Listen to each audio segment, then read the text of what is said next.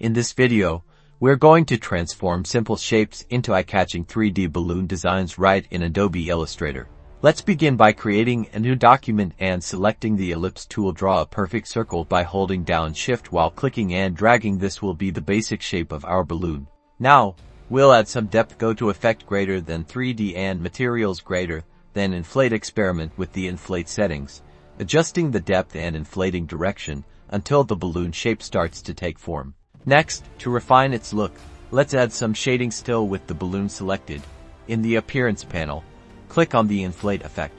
Then select Shading. Adjust the lighting and shading. Change the shading intensity for a vibrant visual. Feel free to fine-tune the light direction for effect.